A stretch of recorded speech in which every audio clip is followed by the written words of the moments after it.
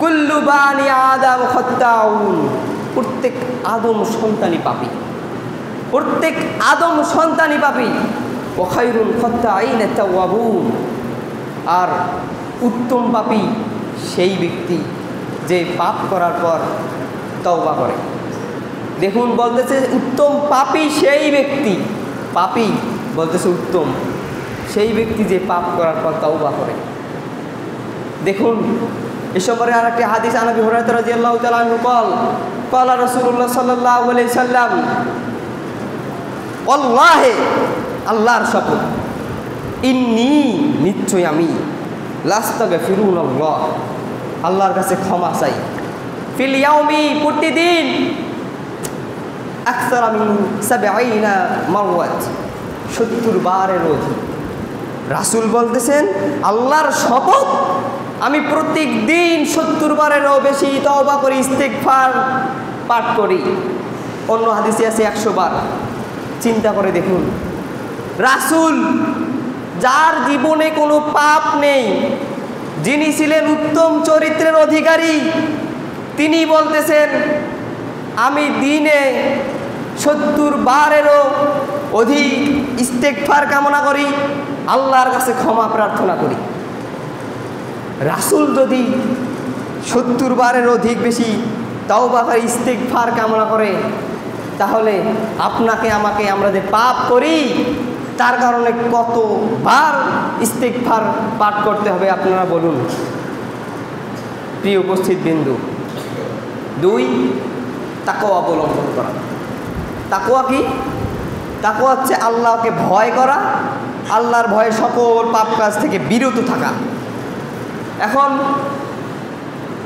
তাকওয়া সম্পর্কে রাসূলুল্লাহ সাল্লাল্লাহু আলাইহি সাল্লামের হাদিস, আন আবি যার রাদিয়াল্লাহু তাআলা আনহু ক্বালা লি রাসূলুল্লাহ সাল্লাল্লাহু আলাইহি সাল্লাম, রাসূল সাল্লাল্লাহু আলাইহি সাল্লাম আমাকে বলতেছেন যে ইত্তাকিল্লাহ, আল্লাহকে ভয় করো, ইত্তাকিল্লাহ, আল্লাহকে ভয় করো, ওয়া আতবি সাইয়্যাতাল হাসানাতা তামহুহা ওয়া খালিকিন নাসা বিকুল্লিন হাসান।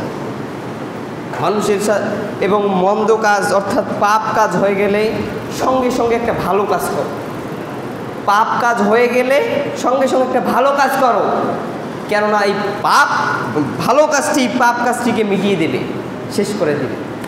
এবং মানুষের সাথে উত্তম চরিত্র, মানুষের সাথে উত্তম ব্যবহার করো, আচরণ করো। রাসূল তাকওয়ার নির্দেশ দিচ্ছেন, তাকওয়া একটা গুরুত্বপূর্ণ বিষয়।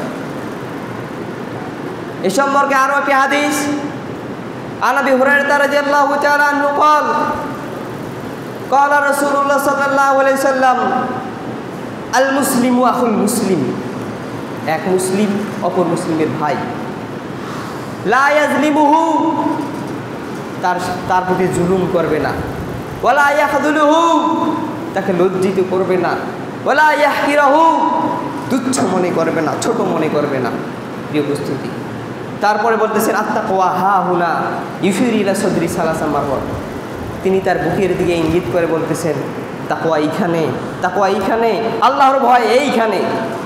তিনি বোঝাতে চাচ্ছেন যে তোমার অন্তরটা এমন হওয়া উচিত, তুমি কারোর প্রতি জুলুম করবে না, কাউকে ছোট করবে না, কাউকে লজ্জিত করবে না, আল্লাহকে ভয় করো, আল্লাহকে ভয় করো।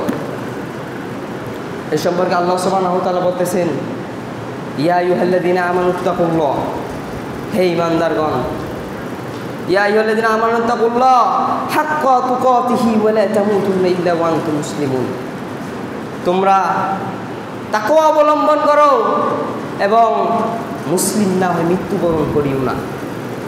আল্লাহ বলতেছেন যে মুসলিম না হয়ে মৃত্যুবরণ করো না, তাকওয়া অবলম্বন করো। তাকওয়ার গুরুত্ব রয়েছে।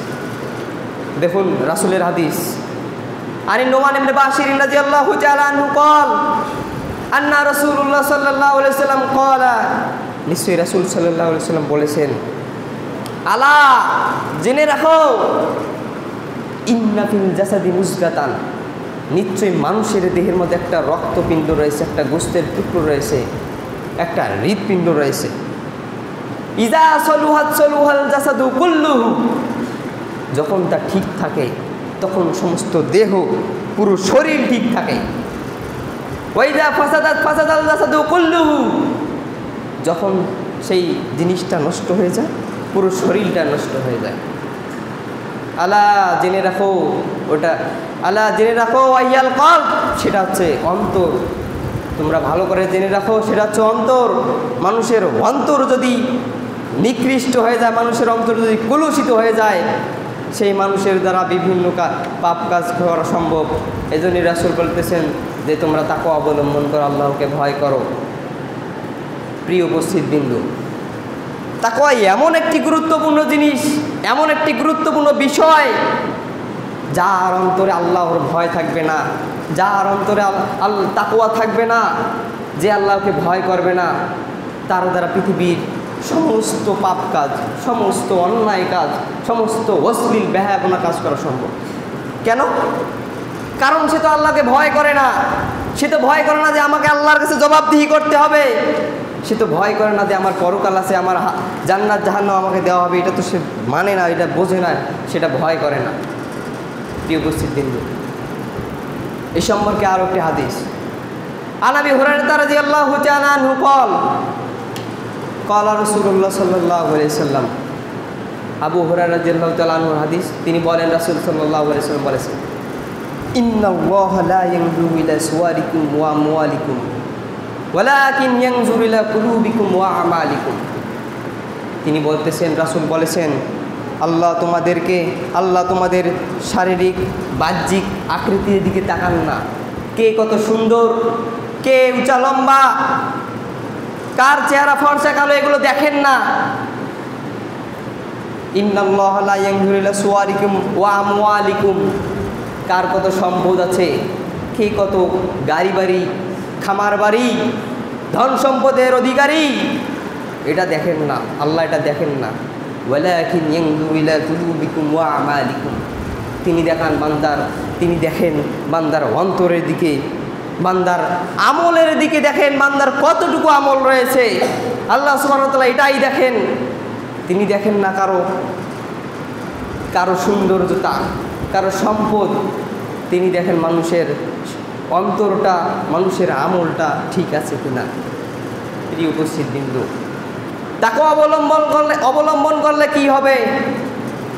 তাকওয়া অবলম্বন করার ফজিলতটা কি, এ সম্পর্কে আল্লাহ তাআলা বলতেছেন, ওয়া আম্মা মান খাফা মাকামা রাব্বিহি জান্নাতান, যে ব্যক্তি আল্লাহর সামনে দাঁড়াতে আল্লাহকে ভয় করবে, তার জন্য রয়েছে দুটি জান্নাত, একটি নয়, দুটি জান্নাত।